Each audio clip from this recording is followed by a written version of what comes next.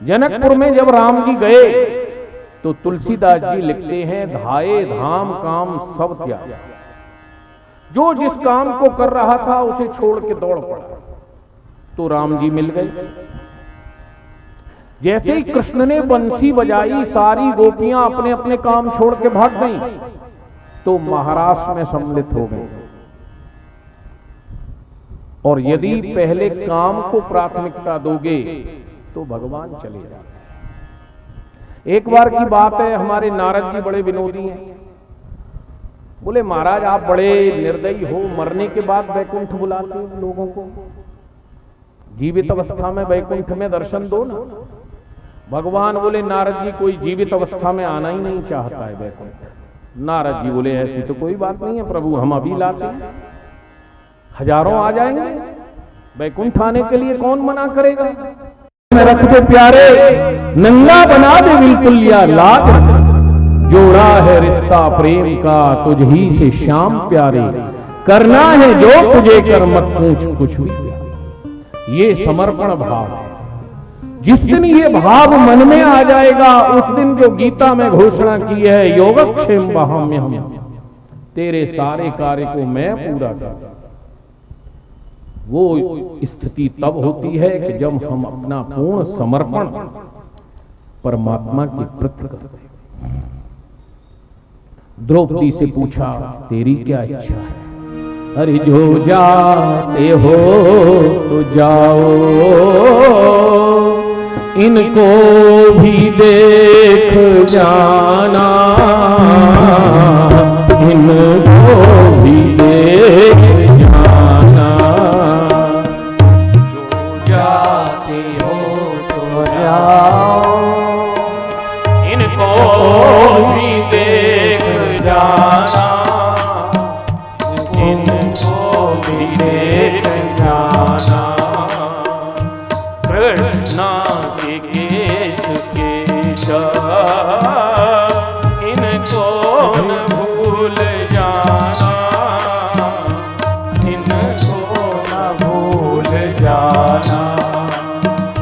कृष्णा के केश केशव, इनको न भूल जाना, इनको न भूल जाना। मेरे केश तो वही है, तब से बधे नहीं है। मेरे केश तो वही है, तब से बंधे नहीं है।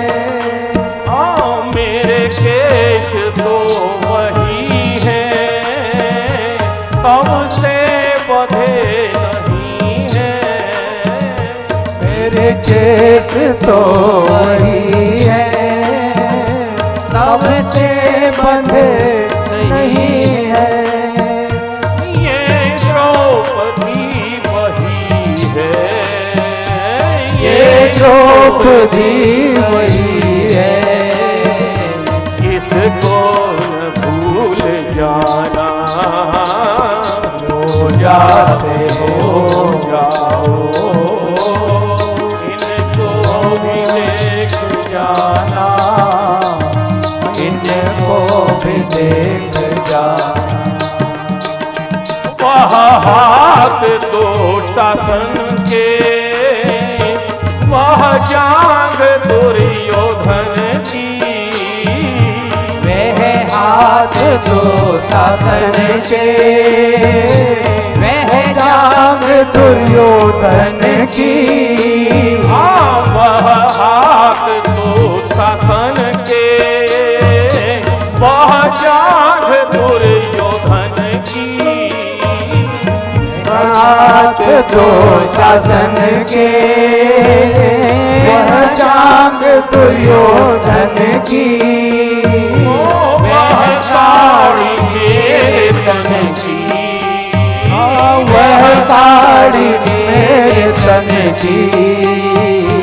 उसको न भूल जाना, जो जाते हो तो जाओ,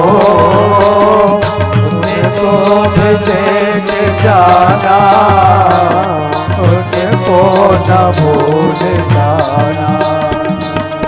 मेरे चीर के रखैया, मेरी लाज के बचैया, मेरे चीर के बचैया, मेरी लाज के बचैया, मेरे चीर के बढ़ैया, मेरी लाज के रखैया, मेरे चीर के बढ़ैया, मेरी लाज के रखैया। तुम भी वही कन्हैया, तुम भी वही कन्हैया, मत प्रेम भूल जाना, जो जाते हो तो जाओ, इनको न भूल जाना, इनको न भूल जाना। कृष्णा के केशव, भूल जाना, इनको न भूल जाना,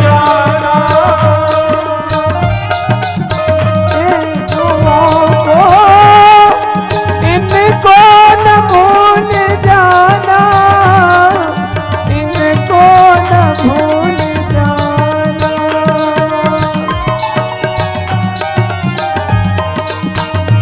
कृष्ण है, कृष्ण है, कृष्ण है, कृष्ण है, ओ कृष्ण है, कृष्ण है, कृष्ण है,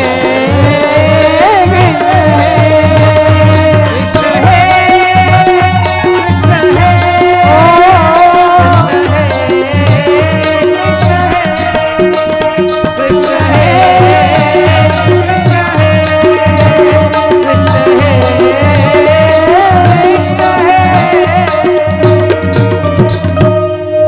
द्रौपदी कहती है, कन्हैया आपको तो पता ही है, भरी सभा में गुरुजनों के सामने, पूर्वजों के सामने जिसकी लज्जा उतारी जाए, वो आज जीवित है तो केवल तुम्हारे कारण कि तुम्हारे इस मुख चंद्र को देख करके संसार के सारे दुख समाप्त हो जाए। परंतु दुर्योधन की सभा में जा रहे हो तो मेरे इन केशों को देख करके जाओ कि मैंने तब से इनको नहीं गुथा है जब से दुशासन ने मेरा चीर हरण किया। आप ही थे जिन्होंने मेरी लज्जा बचाई। भगवान कहते हैं याद है, जब छोड़कर सारी को तूने हाथ उठा मेरा नाम लिया, दुख हरो द्वारकावासी हरे गोविंद नाम से पुकारा। वह दर्द भरी थी आह तेरी, तूने मेरा कलेजा तार किया, अवतार किया मुझे तार किया, पर मैंने दुष्टों को हाय न मारा। मैंने उसी समय उनका वध नहीं किया, ये मेरे से भूल हुई, पर अब उसे सुधारने जा रहा। वह रंग मेरे दिल से न गया, वह तड़प तेरी में भुला न सका, वह सारी भी तेरी बढ़ाई तो क्या, वह हाथ न चक्र से काट सका। मैं चाहता तो दुशासन का हाथ रखा, पर समय नहीं था। आज तेरी उस साड़ी का लज्जा का बदला लेने जा रहा। भगवान जाते हैं, दुर्योधन से कहते हैं कि देखो बड़ा वो है जो थोड़ा देकर के अधिक की रक्षा करे। 5 गांव दे दो पांडवों को, पूरे राज्य के तुम राजा बने रहो, ये भाई भाई के खून की नदी बहने से बच जाए। और धर्मशास्त्र भी यही कहता है कि यदि थोड़ा दे करके ज्यादा की रक्षा होती हो तो थोड़ा दे देना चाहिए। दुर्योधन कहता है सुई अग्रे न केशव, बिना युद्ध के सुई की नोक के बराबर भी भूमि मांगोगे तो वो भी नहीं मिलेगी। भगवान कहते हैं कि जब बुद्धि नष्ट होती है तो व्यक्ति धर्म से दूर हो जाता है। जिसकी मृत्यु निकट आनी होती है वो पहले धर्म से अलग हो जाएगा। बोलो जय श्री कृष्ण। धर्म की जड़ को आज तक कोई नहीं पता कर सका कि ये कहां है। बड़े बड़े दुष्ट पैदा हुए जिन्होंने धर्म मिटाना चाहा, पर धर्म कभी मिटा कम हो जाता है पर फिर प्रकट हो जाता है। जिसके दादा धर्मात्मा है, लड़का पोते पापी हो जाते हैं, पर आगे की पीढ़ी में कोई ना कोई धर्मात्मा हो जाता है।